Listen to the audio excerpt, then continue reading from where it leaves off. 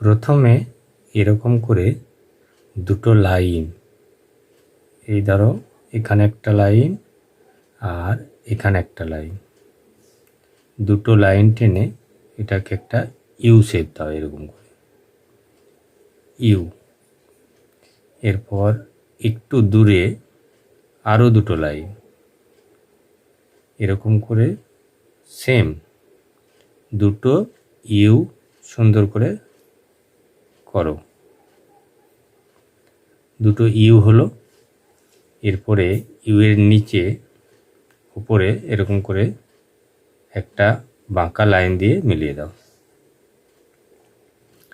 এরপর এই লাইনের ওপরে এখান থেকে একটা 3 লেখো, একটু বড় করে এরকম করে একটা 3 লেখো।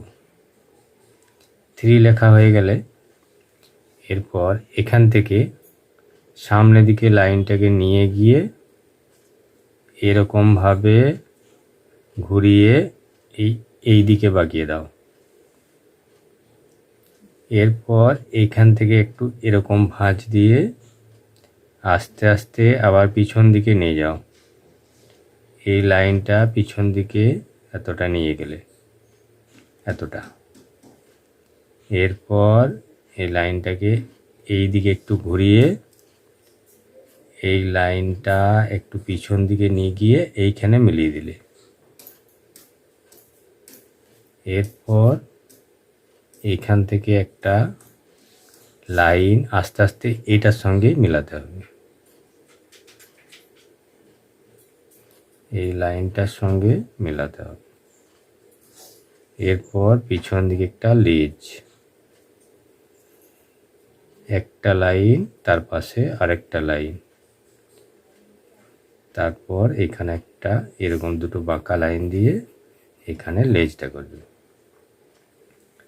আর এখানে একটা চোখ করবে এরকম বাঁকা লাইন দিয়ে পাতার মতো করে। এরপর মাঝখানে একটা গোল ভরাট করে দেবে। এরপর উপরে একটা ছোট্ট ব্লু লাইন। এরপর এখান থেকে ওই দিকের পায়ের জন্যে একটা লাইন টানবে, এটার থেকে একটু ছোট রাখবে।